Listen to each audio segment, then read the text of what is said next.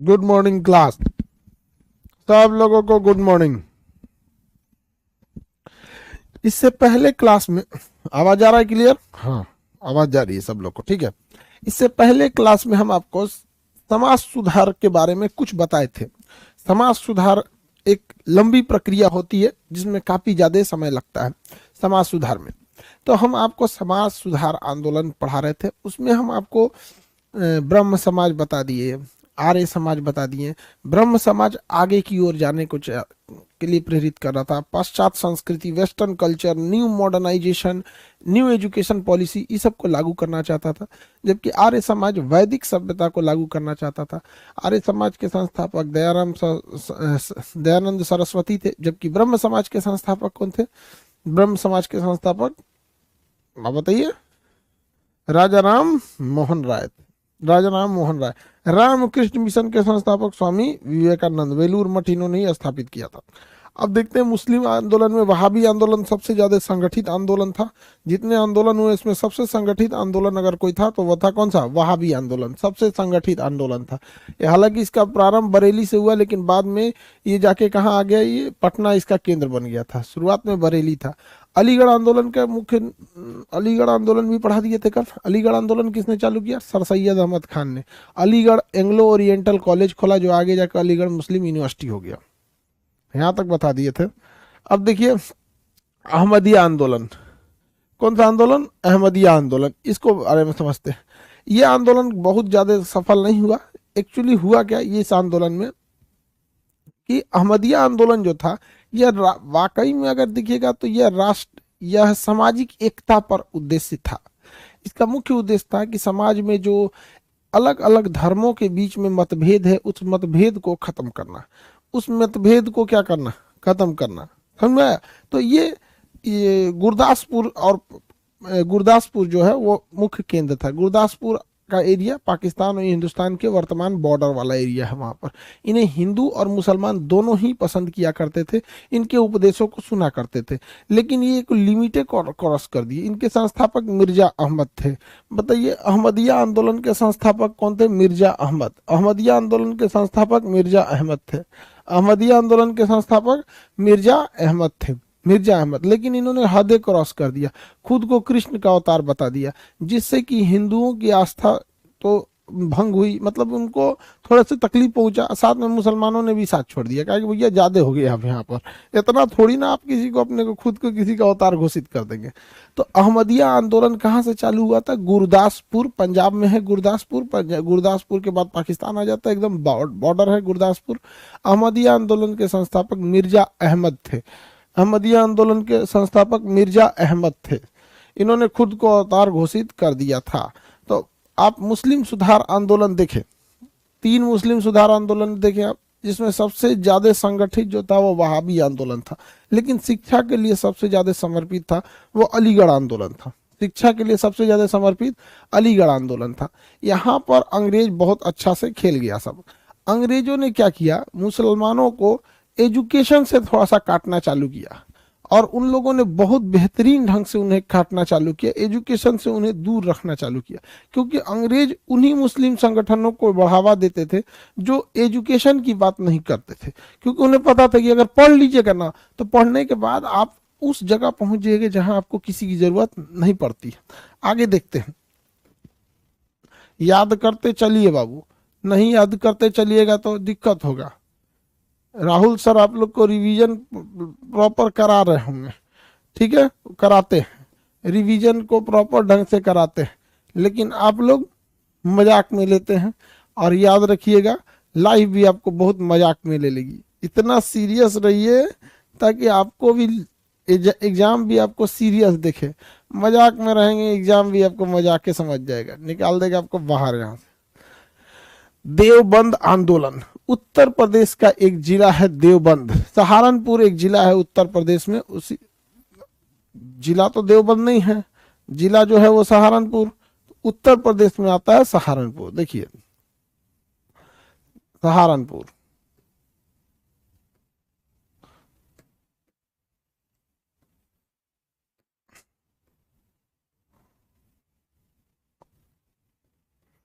देखिए भाऊ, ये उत्तर प्रदेश है। इसका सबसे ऊपरी जिला जो आएगा ये सहारनपुर, ये सहारनपुर। तो इस सहारनपुर में एक जगह है देवबंद, सहारनपुर में एक जगह है देवबंद। उस सहारनपुर के बाद तो फिर उत्तराखंड चालू हो जाएगा। सहारनपुर का जगह है देवबंद। देवबंद से चालू हुआ था देवबंद आंदोलन, देवबंद से चालू हुआ देवबंद आंदोलन। आज भी देवबंद मदरसा भारत का सबसे बड़ा मदरसा है। वहाँ इस्लामिक शिक्षा को बढ़ावा दिया गया, कैसे अपनी संस्कृति को रिजर्व रखा जाए, बचाया जाए, उसको बढ़ावा दिया गया। धार्मिक शिक्षा यानी उर्दू, अरबी इत्यादि की पढ़ाई पे बहुत जोर दिया गया। अभी यहाँ पे विदेश से भी पढ़ने आते हैं धार्मिक शिक्षा के लिए यहाँ पर। तो इस आंदोलन को कहा गया देवबंद आंदोलन। देवबंद आंदोलन उत्तर प्रदेश के सहारनपुर में स्थित देवबंद नामक स्थान से फैला था। देवबंद का मदरसा जो बहुत ही छोटा था, आज जाके देखेंगे बहुत बड़ा भव्य बनाया गया है देवबंद का मदरसा। कहाँ पर है ये उत्तर प्रदेश में? तो उत्तर प्रदेश के सहारनपुर में आता है देवबंद। यह उत्तर प्रदेश के सहारनपुर से प्रारंभ हुआ। यह पश्चिमी संस्कृति का क्या करता था? विरोध करता है तथा इस्लामिक सांस्कृतिक शिक्षा को बढ़ावा देता है। इसके संस्थापक कासिम नौनतवी, संस्थापक कासिम नौनतवी, संस्थापक कासिम नौनतवी, संस्थापक के नाम कासिम नौनतवी। ठीक है, चलिए संस्थापक के जब नाम हो गए कासिम नौनतवी, तब आगे बढ़ते हैं। संस्थापक के नाम कासिम नौनतवी हो गए, आगे बढ़े। अब थोड़े से विद्रोहों को देख, अलग अलग क्रांति को देखते हैं।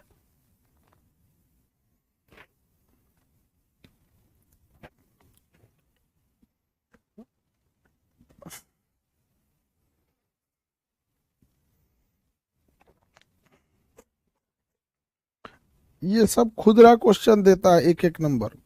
अगर आप इसे नहीं देखिएगा तो फिर खुदरा क्वेश्चन आपको नहीं देखेगा। तो अब छोटे छोटे लेवल पे जो विद्रोह, जो बवाल हो रहे थे, उसे हम समझते हैं जनजातीय विद्रोह। छोटे लेवल पर होने वाला एक खास एरिया में होने वाले जनजातीय विद्रोह को हम समझते हैं। ये काफी जरूरी है, इसे याद रखना आपको बहुत हर हाल में जरूरी है। चलिए देखिए बाबू, सबसे पहला आता है सन्यासी विद्रोह। कौन सा विद्रोह? सन्यासी विद्रोह। यह बंगाल से प्रारंभ हुआ था। सन्यासी विद्रोह कहां से हुआ था? बंगाल से प्रारंभ हुआ था।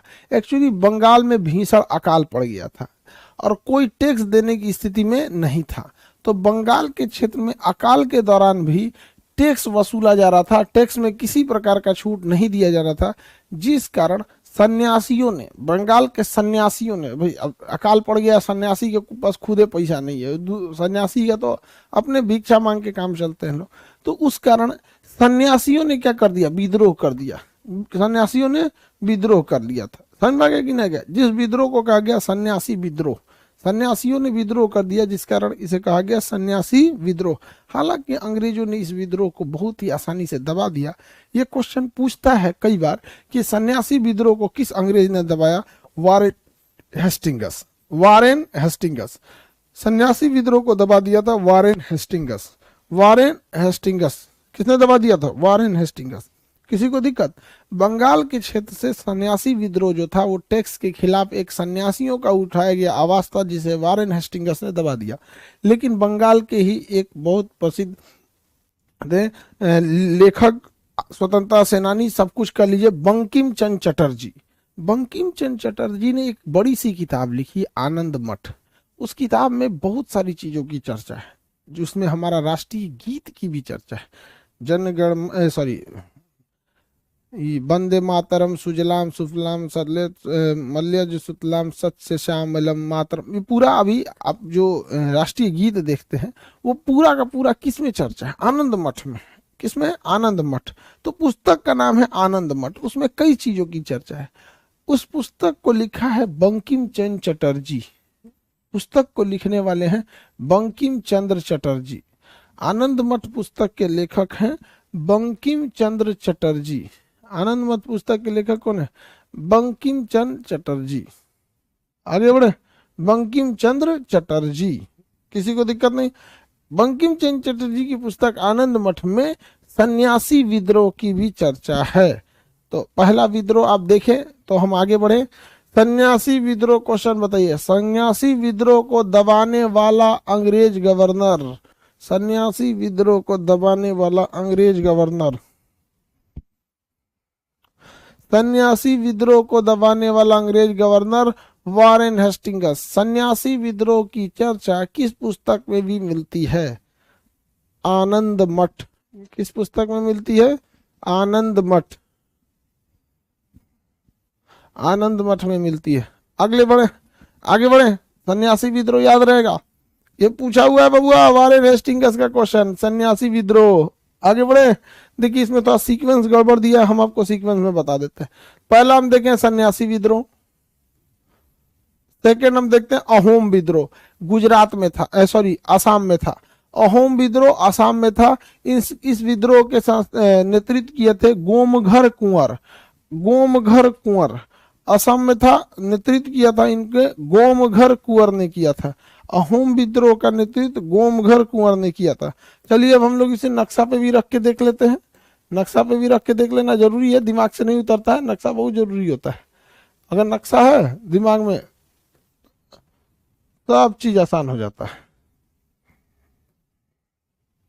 बताइए भैया, ये असम है, असम के क्षेत्र में कौन सा विद्रोह हुआ था? बताइए ध्यान से।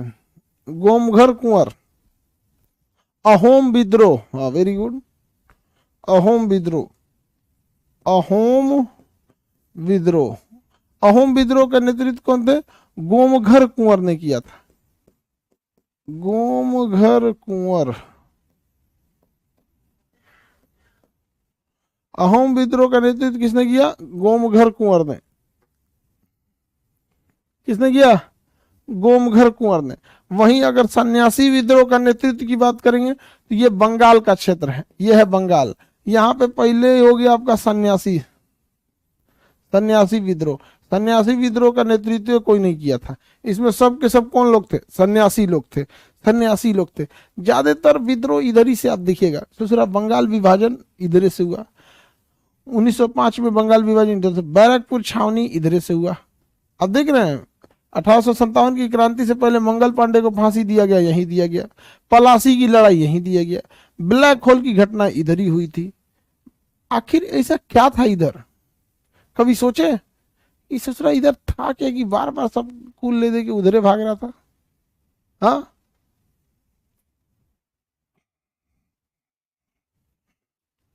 आगे बढ़ते हैं।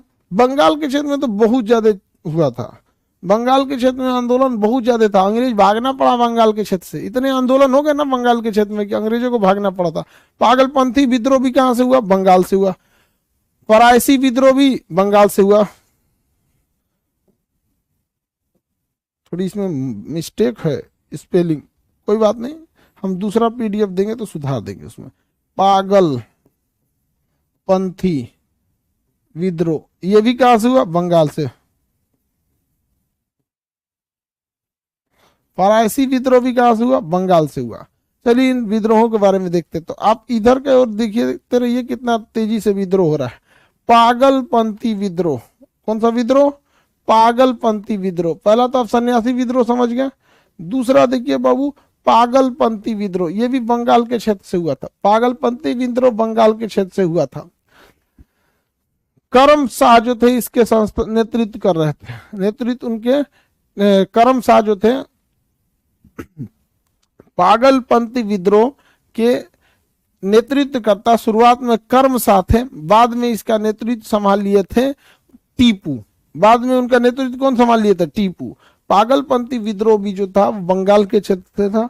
प्रारंभ में इसके नेतृत्व संभालने वाले थे कर्म शाह, बाद में उनके पुत्र जो थे आगे जाके उन्होंने ही, टीपू नाम के व्यक्ति ने इस विद्रोह का नेतृत्व को संभाला था। इस विद्रोह को क्या किया था? संभाला था। बंगाल के क्षेत्र से इतने ज्यादा विद्रोह का सबसे बड़ा रीजन क्या था? एजुकेशन। बंगाल में एजुकेशन बहुत ज्यादा था। इसके अलावा बंगाल अंग्रेजों की राजधानी थी, समझिए बंगाल अंग्रेजों की राजधानी थी। बंगाल से ही अंग्रेज कोई जिस चीज की भी शुरुआत करना होता था ना, ये गधे बंगाल से ही करते थे सब। तो अंग्रेजों की हर नीतियों को बंगाल के लोग भली भांति समझते थे, अंग्रेजों की नीतियों को फॉलो देख लेते थे। इसलिए जहां कहीं अंग्रेज कुछ भी करते थे तो बहुत तेजी से उसका रिएक्ट करते थे। अंग्रेज वहां रहने की वजह से वहां की भाषा में भी थोड़ी सी अंग्रेजी आ गई थी, तो एजुकेशन भी ज़्यादा आ गया था वहां पर। तो एजुकेशन की वजह से भी ना अंग्रेजों की चीज़ों को वो समझ सकते थे यहाँ पर। तो सन्यासी विद्रोह का कोई नेतृत्व नहीं किया। पागलपंथी का विद्रोह नेतृत्व किया था करम शाह और उनके पुत्र टीपू ने किया था। फरायसी विद्रोह सायदुल्ला थे इनके नेतृत्व करने वाला। फरायसी विद्रोह जो था, देखिए पागलपंथी भी वहीं से था, फरायसी विद्रोह जो था वो भी बंगाल के क्षेत्र से। पागलपंथी बंगाल के क्षेत्र से शुरू हुआ, फरायसी विद्रोह जो था ये भी कहां से शुरू हुआ, बंगाल के।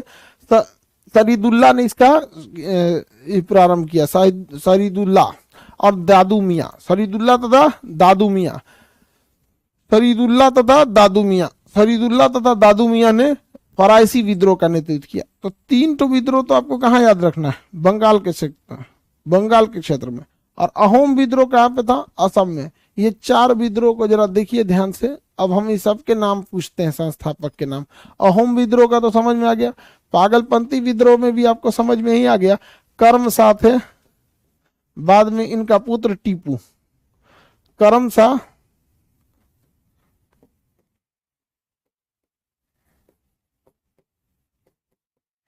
बाद में इनका बेटा टीपू, ये लिया।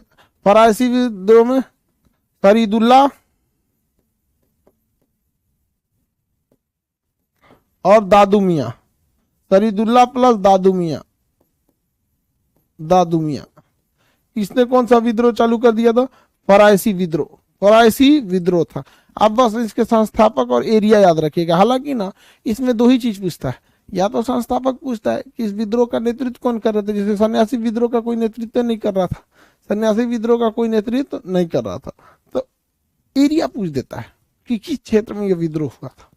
जैसे पूछ देगा बंगाल के क्षेत्र से हुआ था, पश्चिमी घाट से हुआ था, पंजाब के क्षेत्र से हुआ था। तो ये सब चीजें याद रखना आपके लिए जरूरी है। तो ये आपका कौन सा क्षेत्र हो गया, बंगाल का क्षेत्र।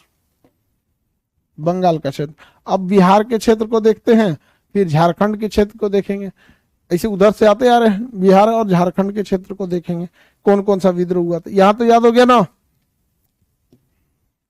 चलिए, अहोम विद्रोह भी आपको याद हो गया। अब हम लोग आगे की ओर देखते हैं, खासी विद्रोह। आपको पता है मेघालय में पहाड़ी है गारो खासी जयंतिया। तो खासी पहाड़ी, मेघालय के खासी पहाड़ी से प्रारंभ हुआ था खासी विद्रोह। इसके संस्थापक थे तीरथ सिंह। खासी विद्रोह के संस्थापक थे तीरथ सिंह। खासी विद्रोह भी था, किसानों का विद्रोह था, इसके संस्थापक भी थे तीरथ सिंह। ये याद करना है बाबू आप लोग को। इसमें हमको तो पीडीएफ दे देना चाहिए था आपको, आके सुन लेते हैं हम आपको। मेघालय में खासी पहाड़ी से चालू हुआ खासी विद्रोह। इसके जो नेतृत्वकर्ता थे वह नेतृत्वकर्ता थे तीरथ सिंह। नेतृत्वकर्ता का नाम तीरथ सिंह था। नेतृत्वकर्ता का नाम क्या था, तीरथ सिंह। नेतृत्वकर्ता का नाम तीरथ सिंह। खासी विद्रोह मेघालय में था, नेतृत्वकर्ता का नाम था तीरथ सिंह।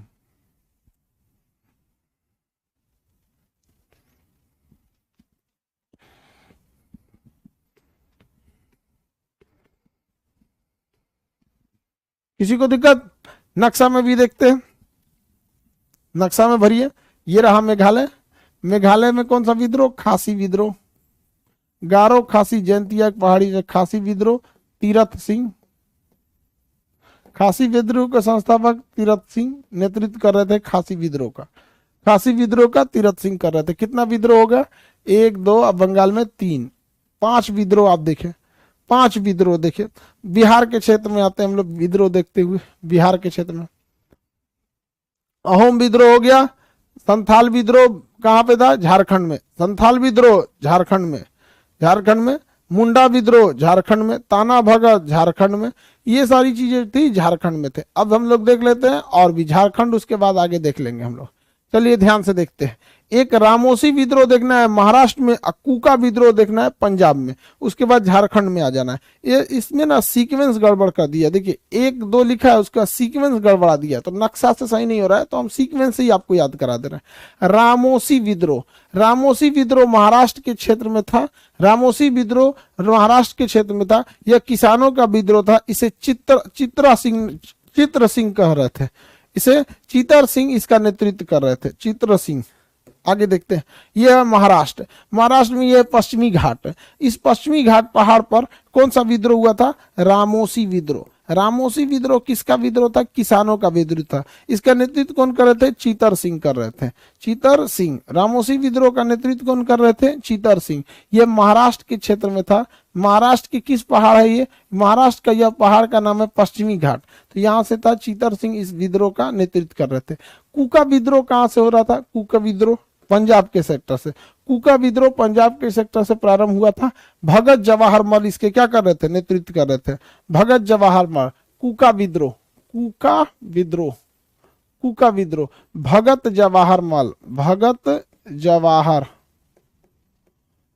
जवाहर मल इसके नेतृत्व कर रहे थे। इतने विद्रोह ध्यान से देखिए। फिर हम झारखंड में संथाल विद्रोह को देखते हैं। कूका विद्रोह किस सेक्टर में?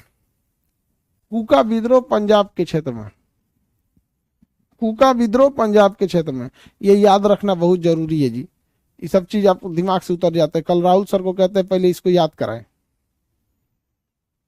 पूरा तरह से, याद नहीं रखेंगे तो जो ये गड़बड़ा जाएगा ना। देख रहे हैं, खाली विद्रोह विद्रोह आपको याद रखना है, कौन सा विद्रोह कहाँ से किस एरिया में हुआ था। अब इसमें आप ध्यान दीजिए, अभी हम पूछते हैं आपको नक्शा के हिसाब से। कूका विद्रोह पंजाब, रामोसी विद्रोह महाराष्ट्र, अहोम विद्रोह असम, खासी विद्रोह मेघालय, पागलपंथी बंगाल, सन्यासी बंगाल, फरायसी बंगाल। देखिए ध्यान से, उसके बाद हम आपको झारखंड का बताएंगे, फिर झारखंड का।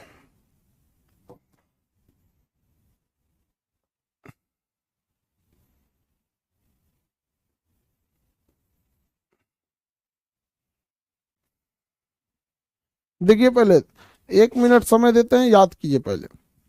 फिर झारखंड में संथाल विद्रोह, मुंडा विद्रोह, ताना भगत आंदोलन, ताना भगत आंदोलन, मुंडा, ताना भगत और संथाल आंदोलन, संथाल। ये तीनों हम यहां देखते हैं। यहां से झारखंड के सेक्टर, झारखंड में पहला संथाल विद्रोह,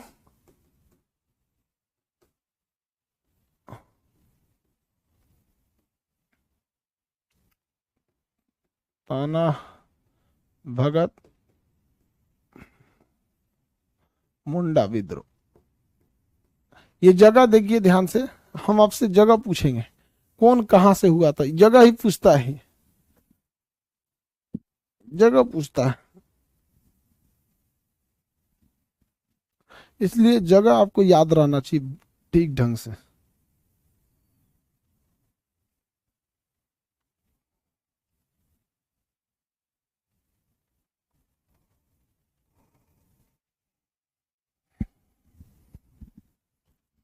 मुंडा विद्रोह कहाँ हुआ, खासी विद्रोह कहाँ हुआ, अहोम विद्रोह, रामोसी विद्रोह, रामोसी फरायसी विद्रोह, ये सारा विद्रोह देखिए ध्यान से।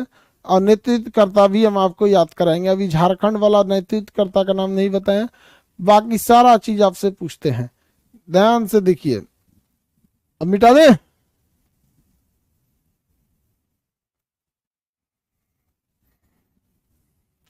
कूका विद्रोह किस क्षेत्र से हुआ था?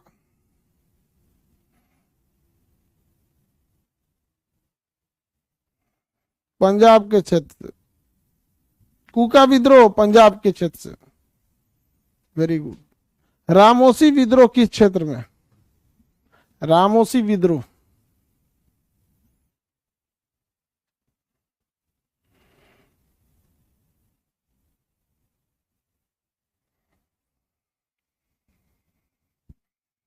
अहोम विद्रोह का क्षेत्र बताइए। अहोम विद्रोह पंजाब के क्षेत्र से, रामोसी विद्रोह पंजाब के क्षेत्र से, अरे बैला कहीं का, रामोसी विद्रोह पंजाब के क्षेत्र था, महाराष्ट्र के क्षेत्र से था। कुका विद्रोह था पंजाब के क्षेत्र से।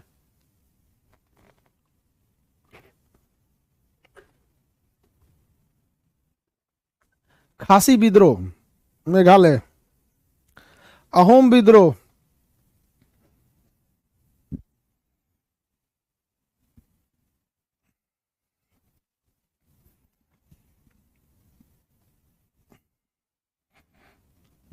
अहोम विद्रोह असम के सेक्टर में। चलिए अब पहले थोड़ा सा झारखंड वाला देख लेते हैं, फिर आपसे पूछेंगे। ऐसा झारखंड वाला देख लेते हैं। झारखंड में संथाल विद्रोह सिंधु कान्हू ने चालू किया। झारखंड में संथाल विद्रोह सिद्धू कान्हू ने चालू किया था, जबकि मुंडा विद्रोह बिरसा मुंडा ने चालू किया था। मुंडा विद्रोह बिरसा मुंडा ने चालू किया था, जबकि संथाल विद्रोह सिद्धू कान्हू ने चालू किया था। किसने चालू किया? सिद्धू कान्हू ने चालू किया था। सिद्धू कान्हू ने चालू किया था। समझ में आ गया क्या?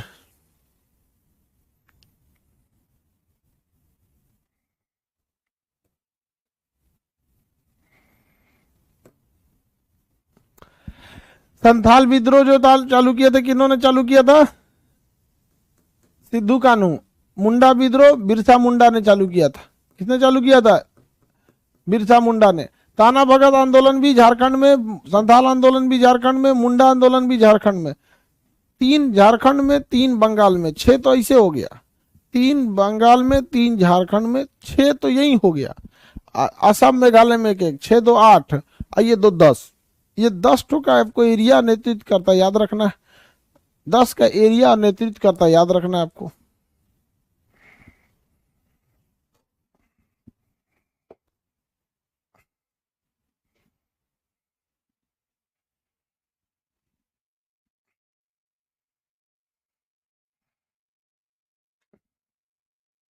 आगे बढ़े, चलिए अब देखते हैं रामोसी विद्रोह वगैरह। आगे की ओर बढ़ते हैं अब थोड़ा सा। किसान आंदोलन देखते हैं। कौन सा आंदोलन? किसान आंदोलन। किसान आंदोलन ये हम आपको कल पूछेंगे टोटल। देखिए ये 10 टर्म खड़ा होकर आपको याद तो कराएंगे नहीं यहाँ पे, लेकिन आपसे ये कल पूछेंगे, इसलिए आपको ये विद्रोह 10 का 10 याद रखना है। कौन से क्षेत्र से थे उसको भी याद रखना है, ठीक है। ये हम आपसे विद्रोह को पूछेंगे। किसान आंदोलन अब देखते हैं। किसानों के लिए अंग्रेज जो थे अलग अलग कानून लाते थे। रैयतवाड़ी में अंग्रेज सीधे किसानों से पैसा ले लेते थे। महलवाड़ी में पूरे गांव पे टैक्स बांध देते थे कि इस गांव पे इतना होगा, और स्थायी बंदोबस्त में जमींदार नियुक्त कर देते थे कि ये टैक्स वसूलने का काम ये जमींदार करेगा। तो अंग्रेज अलग अलग कानून लाते गए, जिससे कि भारतीय किसानों का शोषण होता गया। और ससुरे जब मन तब अंग्रेज कोई नियम लागू कर देते थे। इसलिए अंग्रेजों से पूरे भारत के लोग खफा थे। स्पेशली नील बोने वाले जमींदार या किसान ज्यादा परेशान थे, जिसमें चंपारण बहुत प्रसिद्ध था आपका। तो देखते हैं हम लोग किसानों के हुए भारत में हुए प्रमुख आंदोलन। किसानों ने कौन कौन सा आंदोलन किया था? सबसे अंग्रेज किसानों का बड़े पैमाने पर शोषण करते थे, वो तो सबको पता है। तो पहला देखते हैं हम लोग नील विद्रोह। नील विद्रोह ये बंगाल के क्षेत्र से हुआ था। दिख रहा है, कोई भी एरिया का विद्रोह सोच रहा बंगाल के क्षेत्र से हो रहा है। अंग्रेज भागे, सोच रहे बंगाल से चलो दिल्ली राजधानी बनाते हैं। यहाँ पे बहुत हमेशा उठपटांगे चीजें हो रहा है बंगाल के सेक्टर में। समझ में आ गया कि नहीं आ गया? आगे देखें तो नील विद्रोह जो था वो बंगाल के क्षेत्र से प्रारंभ हुआ था। ये किसानों का आंदोलन था। इसका नेतृत्व करने का नाम था दिगंबर विश्वास तथा विष्णु विश्वास। दिगंबर विश्वास तथा विष्णु विश्वास। नील ये नदिया जिला से प्रारंभ हुआ था। नील विद्रोह यह एक नॉर्मल किसानों का विद्रोह था। इसमें किसानों को उनकी उपज का अधिकांश हिस्सा अंग्रेज टैक्स के रूप में रख लेते थे। किसानों के पास इतना कम छोड़ा जाता था कि न बेचारा वो अगली फसल के लिए अनाज बीज खरीद पाता था और ना ही अपने परिवार को चला पाता था। तो अंग्रेज इसी के खिलाफ विद्रोह किया गया। इस विद्रोह का नेतृत्व दिगंबर विश्वास तथा विष्णु विश्वास ने किया। किसने इसका नेतृत्व किया? दिगंबर विश्वास तथा विष्णु विश्वास। एक लेखक हुए दीन बंधु मित्र, एक लेखक हुए जिनका नाम है दीन बंधु मित्र। उन्होंने नील दर्पण में इस पुस्तक की चर्चा किया, नील दर्पण में इस घटना की चर्चा किया। तथा एक लेखक हुए हरिश्चंद्र मुखर्जी। हरिश्चंद्र मुखर्जी की पुस्तक है हिंदू पैट्रियोटिक। आगे बढ़े। हरिश्चंद्र मुखर्जी की पुस्तक का नाम है हिंदू पैट्रियोटिक। उसमें भी इस विद्रोह की चर्चा हुई है। समझ में आ गया कि नहीं आ गया? किसी को दिक्कत नहीं ना? तो नील दर्पण एक किसानों का विद्रोह बंगाल के नदिया सेक्टर से प्रारंभ हुआ था। इस विद्रोह को अंग्रेज दबा दिए। हालांकि इस विद्रोह का मांग अपनी जगह एकदम जायज था। अंग्रेज किसान भारतीयों से उनके उपज का एक बहुत बड़ा हिस्सा ले लेते थे। इस विद्रोह का नेतृत्व किसने किया था? विष्णु विश्वास तथा दिगंबर विश्वास। इस दो पुस्तक में इसकी चर्चा है, एक हरिश्चंद्र मुखर्जी की पुस्तक हिंदू पैट्रियोटिक में तथा दीन बंधु मित्र की पुस्तक नील दर्पण में। किसकी? नील दर्पण में इसकी चर्चा है।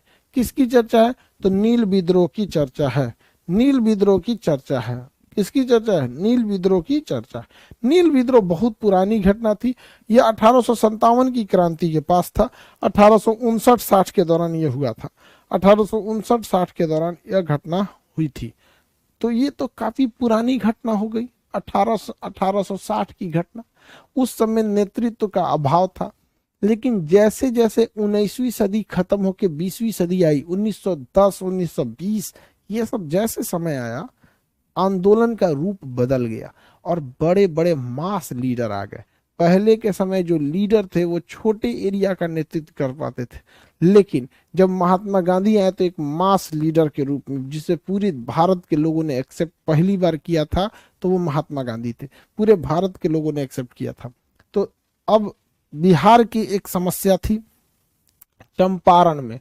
बिहार का एक जिला है चंपारण जिला, जहां से महात्मा गांधी ने भारत में जो आंदोलन चालू किए थे उसका प्रारंभ यहीं से किए थे। 1917 में चंपारण में किसानों ने क्या कर दिया? विवाद हो गया। क्या हो गया? या विवाद के जगह से पूरा विवाह लिख दिया है। ये पीडीएफ चेंज करा देंगे बाबू, आप लोग के लिए टेंशन मत लीजिए। टाइपराइटर का तो आज क्लास पक्का लेने वाले हैं हम। नौटंकी करके रख दिया, विवाद को विवाह लिख दिया। बिहार को भी, या बिहार के चंपारण में होगा तो विवाह के चंपारण में होगा। लोल ससुराई टाइप कौन की? इनका आज क्लास लेते हम। ये बिहार के कहां से प्रारंभ हुआ था? चंपारण से। कहां से प्रारंभ हुआ था? चंपारण से प्रारंभ हुआ था। कहां से? चंपारण से। इसका नेतृत्व कौन कर रहे थे? महात्मा गांधी। यहां बहुत भीषण समस्या थी ससुरा बिहार में, समझिए ध्यान से। बिहार में नील की खेती कराई जाती थी। नील, पहले कपड़ों पे नील चढ़ाया जाता था, अब तो नील का फैशन कम हो गया। नील अब बहुत कम चढ़ाया जाता है कपड़ों के ऊपर, लेकिन लोग चढ़ाते हैं नील। लेकिन अब से 25-30 साल पहले नील का फैशन होता था। सफेद कुर्ता पे नील चढ़ा लिया जाता था, एकदम बढ़िया से नील चढ़ा के। देखते हैं 4 बूंदों वाला उजाला, ऐसे करके नील का प्रचार पहले देता था बहुत। अब तो नील कम दे रहा। तो ये सब आर्टिफिशियल नील आते हैं। लेकिन पहले जमाने में नील का पौधा होता था। पहले जमाने में नील का क्या होता था? पौधा होता था। नील का पौधा जो था वो नील के रंग को तो प्रदान करता था, लेकिन नील का पौधा इतना खराब होता है कि जहां आप नील उत्पादन करने के लिए, इंडिगो बोलते हैं ना नील को, इंडिगो या नील उत्पादन के लिए जहां खेती कीजिएगा तो खेती में नील तो उत्पन्न होगा, लेकिन उसके बाद वो जमीन बंजर हो जाएगी अगले 3 सालों तक। बंजर हो जाएगी जमीन अगले 3 सालों तक। ये चोट्टा अंग्रेज बिहार के लोगों से कहता था कि तुम्हारा जितना जमीन है 20 कट्ठा जमीन पे कम से कम तुम 3 कट्ठा नील बो। अगर मान के चलिए किसी के पास 60 कट्ठा जमीन है तो कहेगा कि देखो 20 कट्ठा जमीन पर 3 कट्ठा बोना है, तो 40 कट्ठा पे 6 कट्ठा, तो उस हिसाब से 60 कट्ठा पर तुम्हें 9 कट्ठा पे क्या करना है?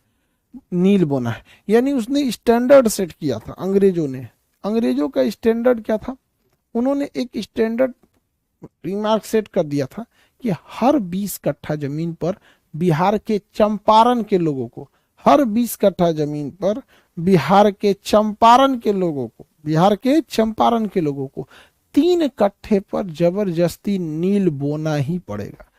3 कट्ठे पे जबरदस्ती नील बोना पड़ेगा। अब ये बताइए, अगर यह इंसान ने आज बोया 3 कट्ठा, तो इसके 20 कट्ठा में 17 कट्ठा जमीन तो बंजर हो गई। 17 कट्ठा जमीन तो ठीक रही, बाकी 3 कट्ठा तो बंजर हो गया। फिर अगले साल ये 20 कट्ठा पे 3 कट्ठा बोएगा, तो फिर तीसरा एक और 3 कट्ठा बंजर हुई, फिर तीन कट्ठा बोएगा।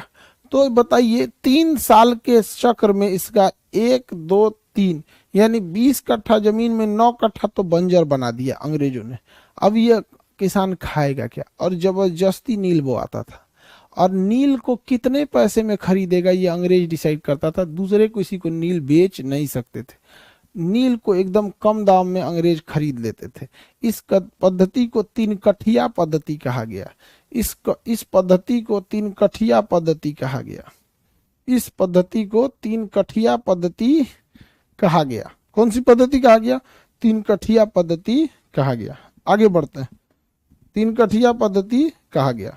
इसी के खिलाफ महात्मा गांधी ने भारत का पहला आंदोलन किए थे। इस आंदोलन में महात्मा गांधी गए और सारे गांव के लोगों को कहें कि तुम्हारी हर साल जमीन बर्बाद हो रही है, तुम इसके खिलाफ आंदोलन क्यों नहीं करते हो?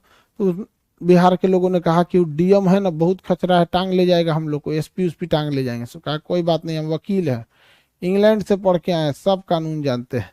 महात्मा गांधी ने क्या किया, पहले ही डीएम और एसपी को आवेदन दे दिया कि यह व्यवस्था खराब है, इसे सुधारा जाए, अन्यथा हम इस तारीख से आंदोलन करेंगे। डीएम एसपी नहीं सुने, लोग उस तारीख से आंदोलन कर लिए।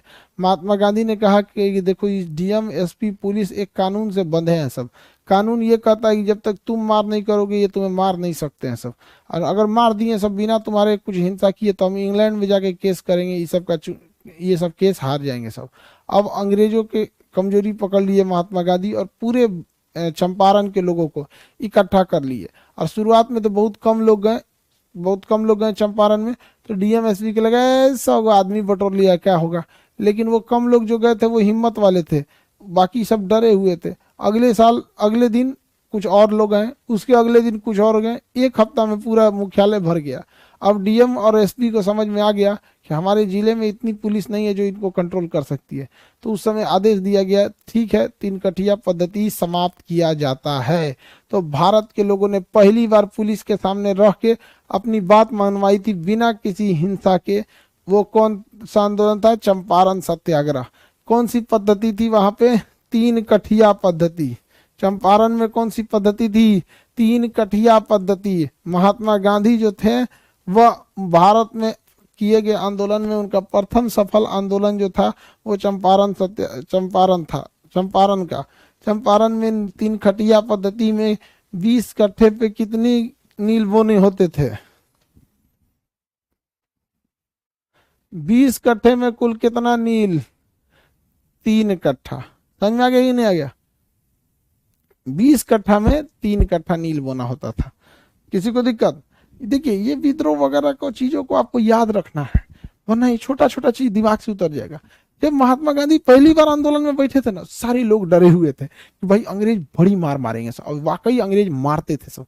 इसलिए महात्मा गांधी जब चंपारण सत्याग्रह में गए थे तो उनके साथ, महात्मा गांधी के साथ अनुग्रह नारायण सिन्हा तथा जयप्रकाश, अरे भैया राष्ट्रपति साहब का नाम क्या? राजेंद्र प्रसाद, ये सब लोग उनके साथ थे लोग। और ये लोग वकील थे, महात्मा गांधी बड़का वकील। उनको पता था कि जब तक हम मारेंगे नहीं आप हमको मार कैसे सकते हैं। अब पुलिस कानून में लिखा था, पुलिस मैनुअल में, महात्मा गांधी से कोई उलझ नहीं पाता था, क्योंकि महात्मा गांधी बैरिस्टर थे, वकील थे, लंदन जाके पढ़े थे, अंग्रेजी बोलते थे।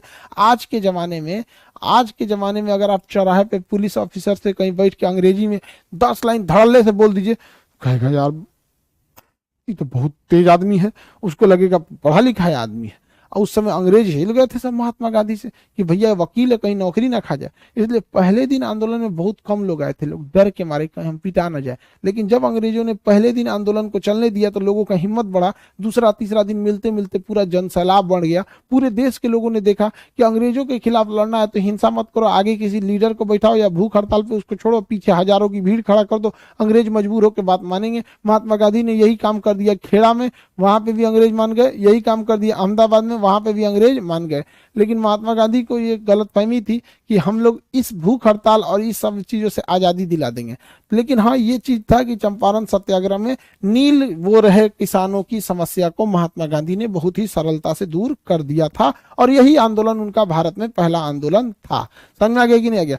कल आप लोगों को ये हम क्वेश्चन पूछेंगे, रिवाइज भी कराएंगे, क्योंकि आप लोग ये पढ़ नहीं कराएंगे। और ये वाला दूसरा टॉपिक वो उठपटांग है, ये टॉपिक थोड़ा सा उठपटांग है, फरायसी विद्रोह, ये विद्रोह वो विद्रोह, तो हम इसको आगे का क्लास कल करेंगे, ठीक है।